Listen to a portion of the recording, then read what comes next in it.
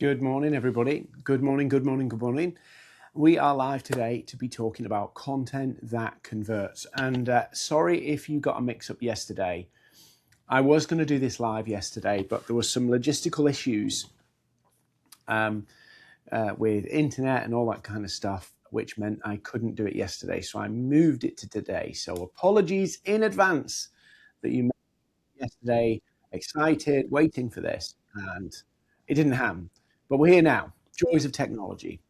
So thanks for joining me. We're talking all things content that converts today. And I'm going to unpack a ton of stuff in 45 minutes that's really going to massively help you build your business, get leads, and be more productive on LinkedIn. It's really easy to be busy on LinkedIn and be a busy fool and do things that feel good and look good, but actually don't contribute to business, to revenue. So content is obviously a big part of the platform. And it's surprising because some people think I'm anti-content. I'm not anti-content, but I think sometimes you can lose sight of what you're trying to achieve with content. And you kind of end up doing things that don't really help you. So that's what we're going to talk about this morning. It's just coming up for 9 a.m. here in the US.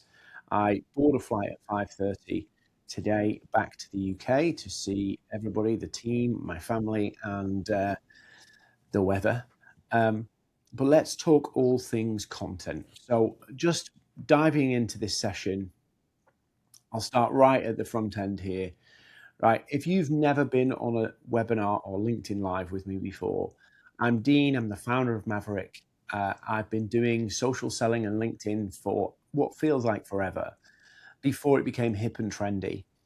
I've helped about, God knows how many clients now, generate more than 100 million in new business. LinkedIn have acknowledged me as a social selling expert, as has Favicon, and I founded the largest social selling training company in the world. So we're going to talk about all things content. And I really want you to grab your notes here for this, because what I'm going to teach you today will not just apply on LinkedIn. It will apply anywhere, because these are principles that work with human beings, not games you play with algorithms. So if you're trying to convert a human being, if you're trying to get a human being to take action, this is what it's all about. If you learn those skills, you're not at the mercy of algorithms. You're not having to work and serve an algorithm. So in the next 45 minutes or so, we might do it a little quicker, we might do it a little longer. I'm going to show you how to create content that brings you ready to buy leads. That's what we're going to do in this session. Nothing else, just that. But I broke this up into 4 bits that I want to share with you. And the slides really are more of a visual aid for you than anything, because I'm going to teach it to you myself, not give you death by PowerPoint. The first point I want to make is about getting your visibility right. We all need visibility, but visibility doesn't automatically turn into revenue. And there are many, many people, I'm going to show you an example of it in a moment, who have visibility but struggle with revenue. And there are many people who don't have much visibility that don't struggle with revenue. So getting the right visibility is more important than just getting visibility. So let me show you that visually. So I've obscured this post. It's a screenshot of a post from a creator on LinkedIn. And I'm not the kind of person who will name and shame people, but this is a post that's been set out and put out as bait. It's a lead generation post. But I think this post is fundamentally flawed, because what's happening here is this creator is flexing about his success from posting content. And on this post here, you can see He's saying he had 640 reactions, 801 comments, 10 reposts, 155,000 impressions, and he got 23 replies, 7 meetings booked, and 2 clients closed. Now, you go, oh, I like the idea of the clients. I like that, the sound of that, as would we all. Wouldn't we all want that level of clients? But look at the numbers here. Look at the numbers and the conversion rate. And I know I might be obscuring it a little bit with my picture on the side here. But if you look at just reactions to conversions, so 640 likes to 2 sales, that's 0.31% conversion rate. If we're looking at impressions to sale, we're talking 0.0012%. This is not a sustainable way to do content that converts. It just makes absolutely no sense. That kind of level of conversion just seems crazy. How can that even work? Yeah. When you put that in context, you're talking about cold outreach, just literally firing out pitches to people at 0.6%. Now, sure, we want the clients to come to us and we want, the result of this. Well done, you got some clients from your content. But can you get that level of engagement, not just once, but over and over and over again? Can you do it?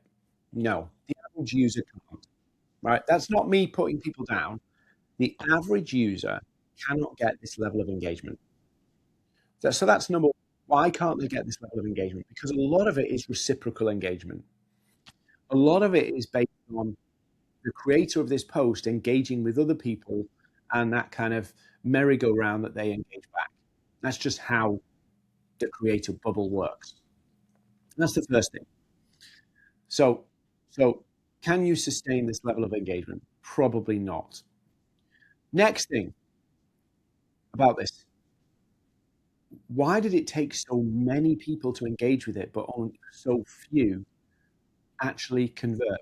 Well, I've got an answer here.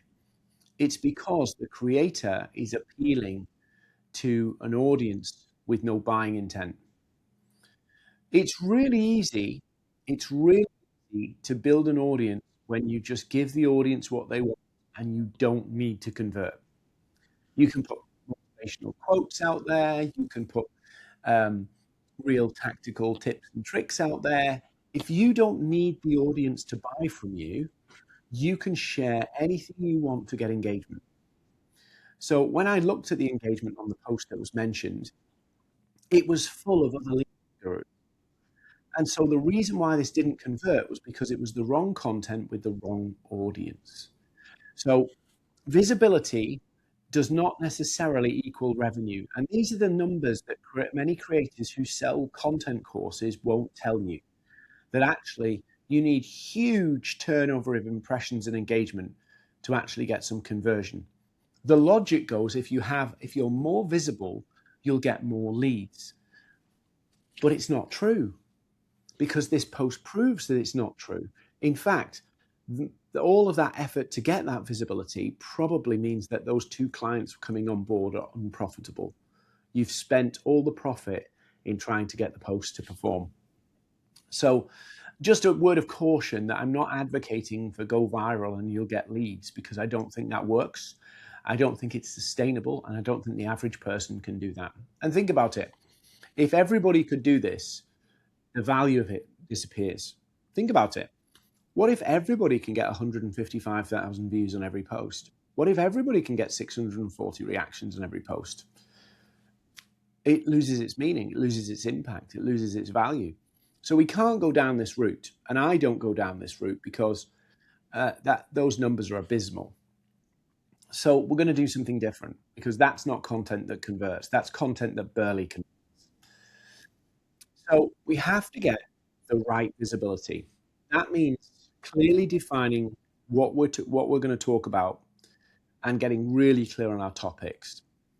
If you don't do that, you will be all over the show talking about random things, and it won't build to anything. It won't compound.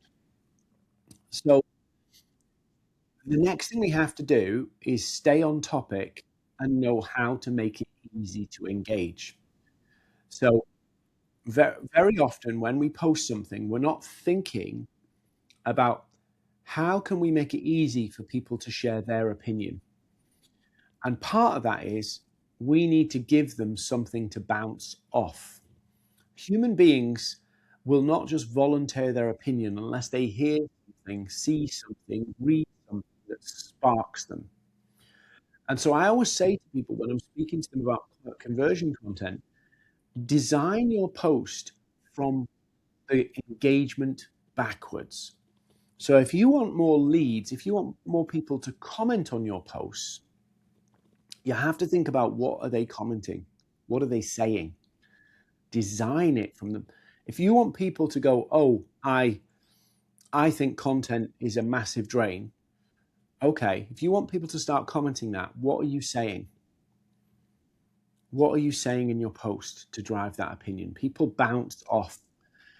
But you've also got to make it easy for people to work with and get value from.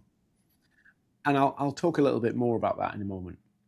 But you've also got to avoid, and this is really important, growing your network with irrelevant people. It's really easy to go, I'll just add people who add me, and I'll add people in my industry because it might work. You need to go and add the people who really are your ideal customer. If you had a network full of lawyers and you had a specific service and offering to help lawyers, and you spoke to lawyers in every post, you'll get more leads than that other post. But the kind of messiness, the dilution of your network is probably one of the reasons your content's landing with the wrong people. So if you've got an audience of the right people there and you put the right message out, it will resonate and you will get leads. But if you're growing your network randomly all over the show, it's a bit of a mess. You have no idea where your content's going to land. And so if you have no idea where your content's going to land, guess what? It could land with people who have zero interest in that. They don't engage and you're invisible. So how do we do this? Well, I talked about this a lot over the years. There's 3 types of content you need to be putting out there. Now, this is about content that converts, and it's very important that we convert, but that's only one part of the content we need to create. The reason we need to create 3 pieces of content or 3 types of content is because they help each other. So your attract content is on topic, but broad and easy to engage with. So it's on topic, but as many people as possible could have an opinion on it. So I'll give you an example of that. If I was talking about a LinkedIn profile, I could do a funny post about some people who've got funny names on LinkedIn, like Samsung, or people with like unusual names where it sounds like a brand or something like that. People would find it entertaining. People would find it engaging. People would find it interesting. The whole of the LinkedIn ecosystem could find that interesting and funny. But it's on topic. It's about LinkedIn profile. In that post, my agenda is not to sell. My agenda is to build awareness and build visibility within my network, to get those prospects that I'm connected to see me and see more about me. So that's the first part of the content, the attract content. That gets me visible.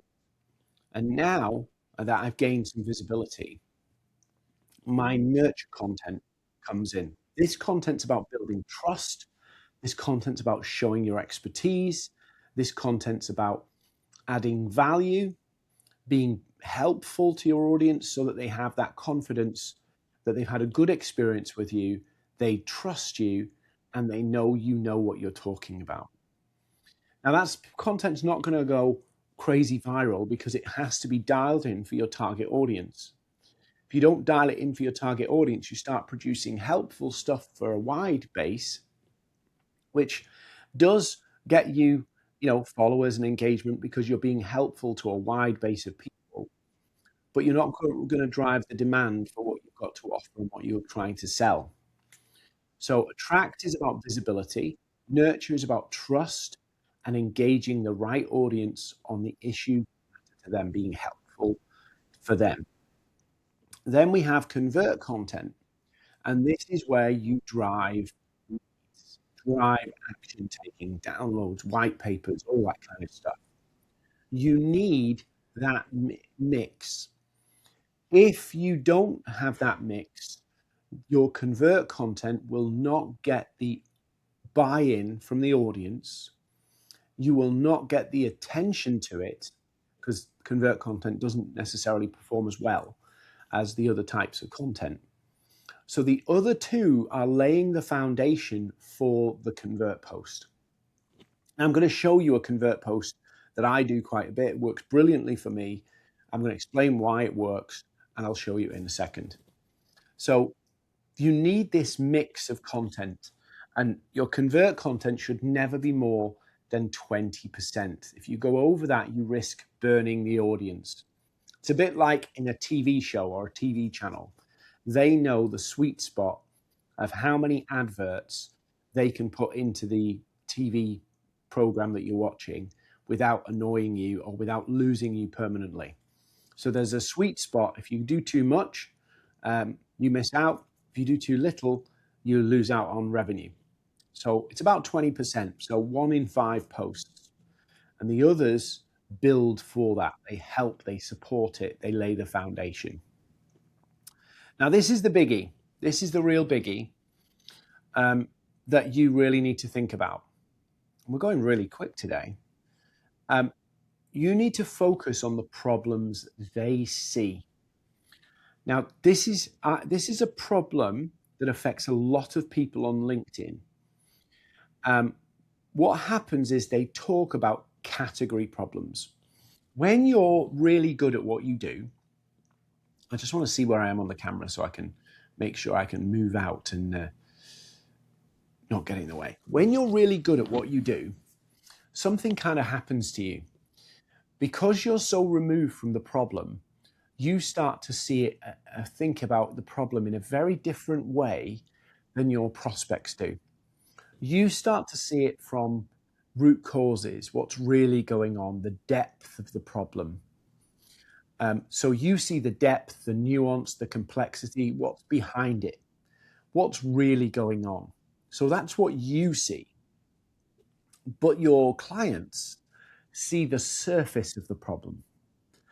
And so the surface of the problem is what's happening day to day, how it's showing up in their world, the things that are going wrong, the things that they're worrying about.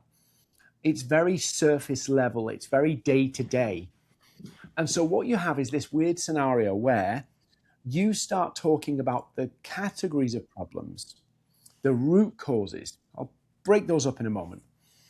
And they are focused on the things that they can see, the surface level stuff.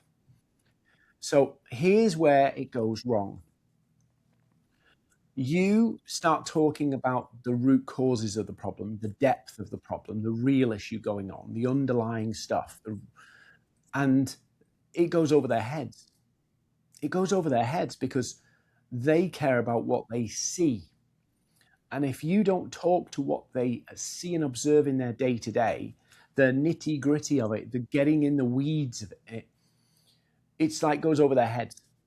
Goes over their heads. People only want to solve root causes when they realize what the surface level effects are. So you don't go to the doctors because you think, or most people don't go to the doctors because they think, actually, I've got some kind of brain chemical imbalance. They go because they got a headache and they want the pain to go away. But yeah, if you're a doctor and you get a headache, you go, oh, I've probably got a surge in blood pressure in my brain and then you go to the doctors and the doctor, totally different. So what you end up doing is, in effect, marketing yourself to other people like you. because you're talking at a level that only people like you get.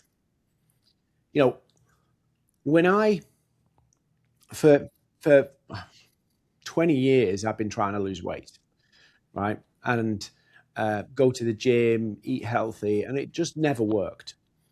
It never worked because actually my issue was the way I lived my life, not really, you know, so it was, I needed behavioral change. But I just wanted to lose weight. I just wanted to look better, look thinner, get in smaller clothes. And so if you say to me, Dean, you need to change your lifestyle, I might go, yeah, but I want to lose weight. And so people want to talk, will pay attention if you name the problem they see, not the one you see, the one they see. So you have to really do your research and think about how do they see this problem in their day to day? And that's what you've got to talk about. Now, so that's the first thing. Your expertise, your knowledge blinds you to the reality or how it feels for the target market sometimes. And so you end up talking about the depth of the problem and the audience is dealing with the surface of the problem. And so you just miss them. It just doesn't resonate, doesn't connect with them. The second thing you sometimes do is you categorize problems and you speak about categories of problems. So I think about this like, for an example, if you're a coach of some kind and you might help people with mindset, that's the root cause, their mindset. That's not a surface problem. But there might be 4 or 5 surface problems, like they can't apply for jobs because they don't feel they're good enough. There might be that they doubt their own decisions. They are all individual surface problems. Now, for you, the challenges, you see it as going, yeah, they're all coming from the same issue. They're all coming from the same issue. Those 5 or 6 different problems that people come to me with, they're all coming from the same core issue of a mindset shift that's wrong.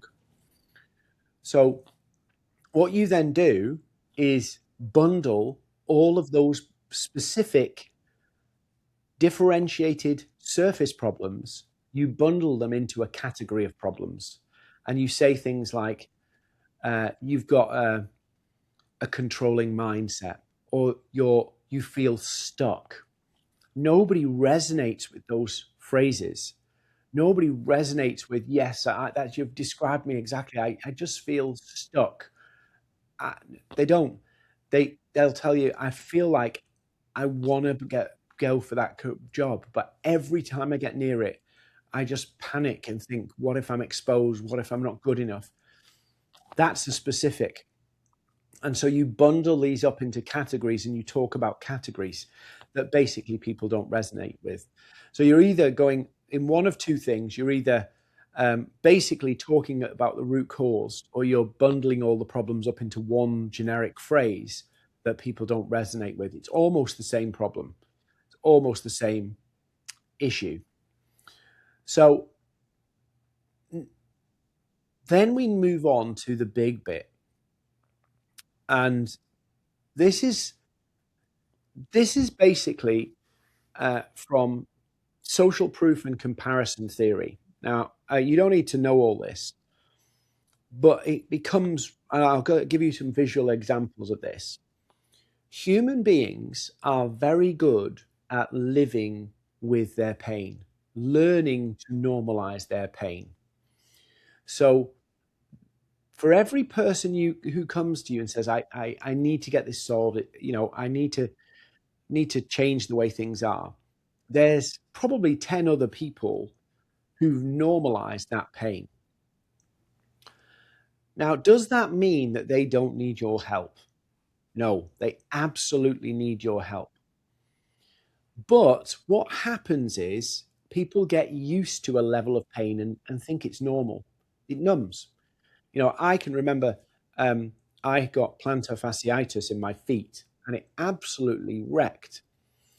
And I got used to it. I had it for about 6-9 months. And I can't tell you when it went away because I started to get used to having that pain till it became normal. And now I don't have it, but I can't tell you when it went. I just noticed one day, hang on, that pain's gone. We normalize the pain. So many of the people in your network will have normalized the pain, and your content has to agitate that pain to resurface it, reactivate it, but also show them, and this is important, show them something else is possible. So it's not just a case of talking to the pain and explaining the pain. You have to agitate it, reactivate it, and show them there's another way. So if you don't do this, you will end up doing what I'm going to show you now. So if you think about it, right, what makes you buy a new car? If you're generally happy with your car, and I love this analogy, imagine you're in a car and you've all got ugly green old cars, and they're all ugly, they're old, they're all, a bit shoddy, a bit battered, a bit beat up, a bit seen better days. But it's okay. It's okay. And everybody is in that same position. So the comparison is, everybody's got this. It's all the same. We all have it. It's a fact of life. We all have these problems, right? So the comparison is, I'm comparing it to other people, and they have those problems too. And very often, your ideal clients will be around people who have the same problems. So it makes them think, well, there's nothing that can be done. Just get used to it. And so they don't foresee anything changing in the future. I'm all right. It's okay. We'll get by. We'll muddle through. That's how it works. So, if you decide to offer, hey, I'm going to show you a solution to a better, but I don't need a solution. You start trying to sell a future state to them. They just think, well, the status quo will keep going on. That's fine. I do this. Everybody else does this. I don't need to have a future state. This is okay. And so just trying to sell solutions to people where it's not going to work. Then you go, well, hang on, the other extreme. Let's show them, well, what happens if that car blows up? And this is the insurance scenario. You're trying to sell insurance, but people don't necessarily believe that their car's going to blow up. They don't believe they'll have a cataclysmic crisis. And also, if you start to post this kind of pain-heavy message, people won't engage with it either. And they won't engage with it because who wants to raise their hands and say, I'm crap at something? So people are not going to engage if you just go, what happens if your car blows up, and you go all negative? Because LinkedIn, whilst LinkedIn is social media, it also feels very public. If you're a corporate leader, do you really want to engage with a post where you feel like you're acknowledging that you're in pain? You're just not going to do it. So what happens is we have people selling solutions to people who don't realize they have a problem, or people selling a major problem to people who don't believe it's going to happen. So that doesn't work. So agitation and this pain reactivation looks more like this. Imagine one of your neighbors, you've all in your little street got the green, banged up, beat up cars. So you've all got them. And then one of your neighbors in your street decides to get a brand new Mercedes A-Class or B-Class. It's got electric seats, electric windows, electric seats, heated seats, all the modern stuff. And one person gets it, and they've got the same street as you, they do the same job as you. You have a look at it, you see it, and you go, I want one of them.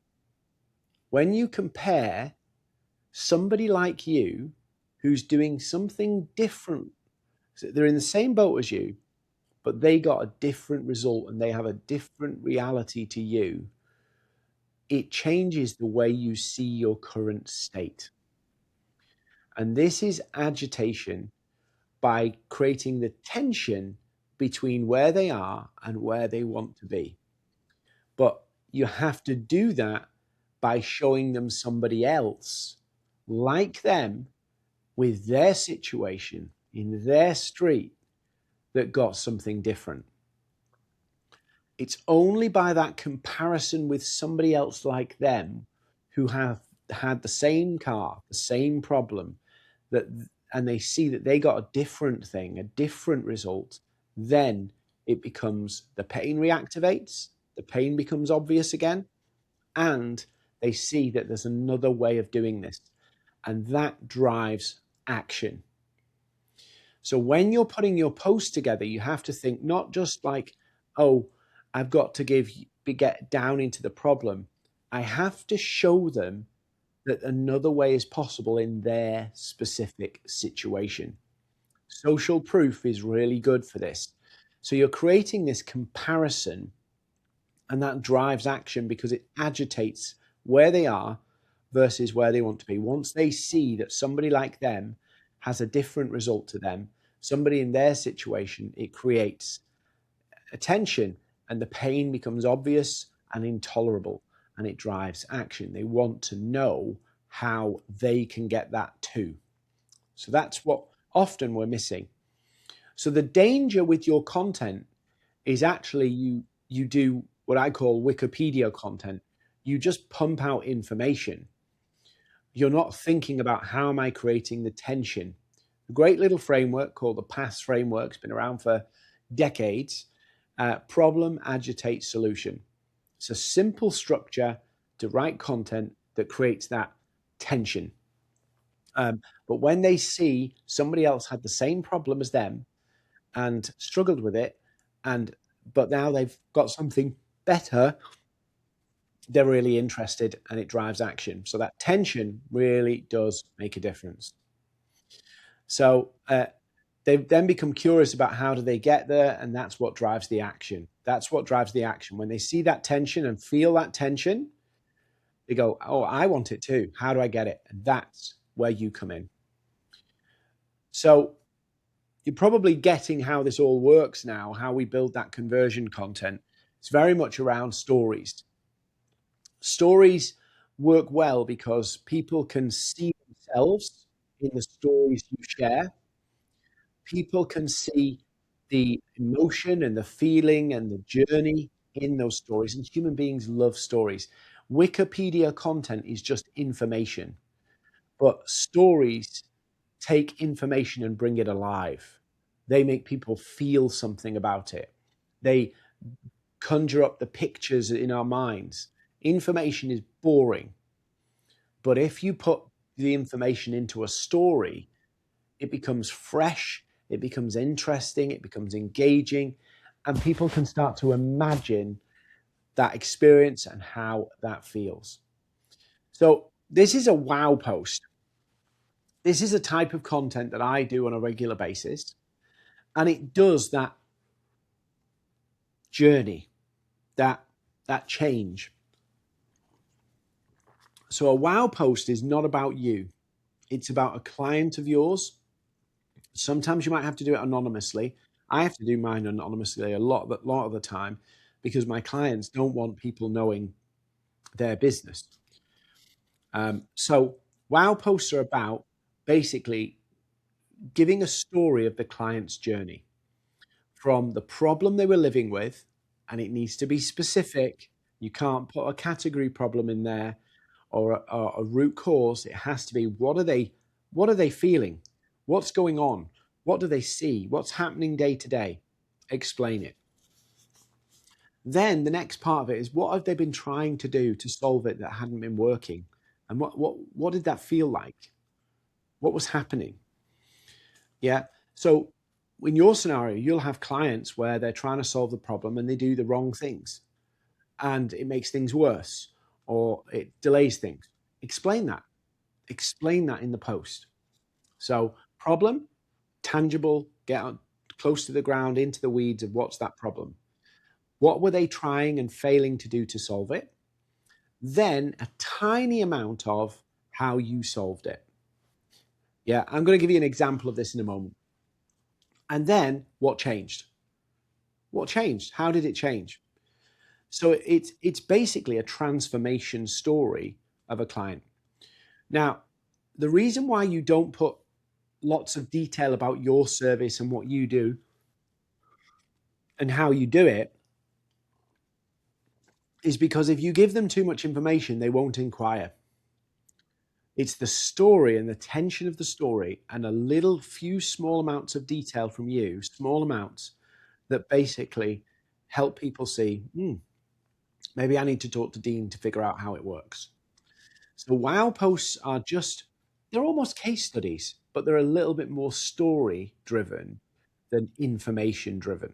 So it's not really about like depth and detail. It's just a short story of what's happened. Now, this is an example of one that I've shared a few months ago. It's about one of my clients, and he'd been doing a lot of outreach on LinkedIn, a lot of content. And honestly, he was burning out from it. He was doing a lot of stuff, but it wasn't turning into anything. So what we did is we put a plan together for him to get more leads and conversations that was simple and wasn't overwhelming, and he could do in short periods of time. So it wasn't taking 2 hours a day. It was a short burst of activity in the morning and it was done. And so I shared the story of Jamin here getting his third client from LinkedIn, his third client since we've started working together. He's working with large organizations, so it's not kind of like, $500 or £500 sales. And I've charted where he was to where he is. And then Jamin was kind enough to let me have a video of him, which was brilliant. And so I've shared the video of Jamin telling his story of what happened as well. So the end result is he knows what he's doing on LinkedIn. He's getting clients and he's thinking about hiring staff because he's getting more work than he's ever had before, more leads and opportunity than he's ever had before.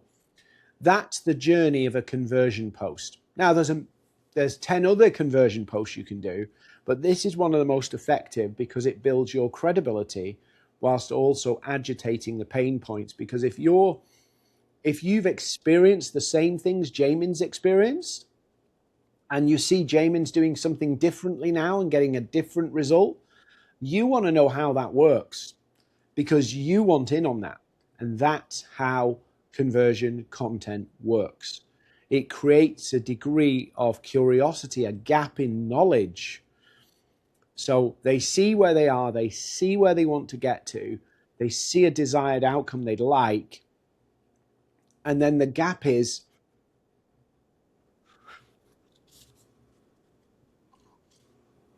how? I've got a really sore throat today. How? The how is the gap that they need to fill. But you're showing them that it's possible and that the pain they don't have to live with. So wow posts are really good at that. Some people ask me, why is it called wow? Win on Wednesday. Win is my little catchphrase that I use a lot. So a result. Yeah. And on Wednesdays, because I share them on Wednesday. On Wednesdays, a really, really high activity day on LinkedIn. So there's a lot of people who log in on LinkedIn on a Wednesday. So that's why I share it on a Wednesday. Win on Wednesday. So this is how conversion content works.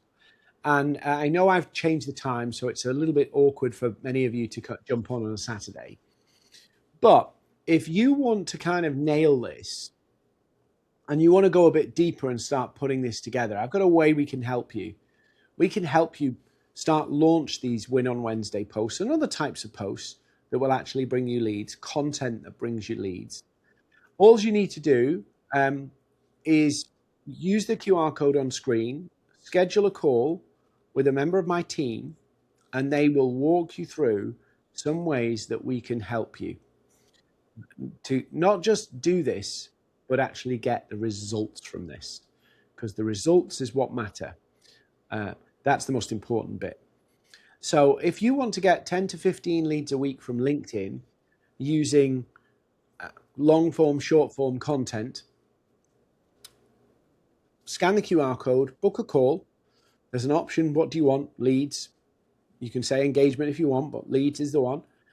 And they will schedule a call with you and show you and explain to you how you can get that 10 to 15 leads a week from long and short form content on LinkedIn without spending 2 hours, without needing 155,000 impressions, if the right 100 people see your post, the right 100 people, you'll get leads. So it's about getting your content in front of the right people and agitating their pain so it drives action. That's what you need to do. So it's not about volume. Volume is a substitute for signal. Yeah. Going from bigger numbers means you're not resonating. So you're trying to compensate for a lack of resonating. So if you want to jump in, grab the link there on the screen, book in. They'll talk you through it, how it works, what you need to do. And if it's a fit, it's a fit. If it's not, it's not. But we'll show you exactly how this stuff works. Just change my position so you can see the QR code. There we go. But if you want a copy of the slides, just drop me a DM on LinkedIn and I will send them to you so you can kind of study what I've shared in more detail. If you've taken some notes, great, but I can send you those as well. Just drop me a DM and I'll send them to you. Other than that, thank you so much for joining me today. Appreciate you supporting my content and supporting me here on LinkedIn. I really do value your comments and your support and your encouragement. So thank you so much for doing that. And I want to help you. I want to help you be successful. So scan that QR code, book a call with our team, and let's get you winning on LinkedIn.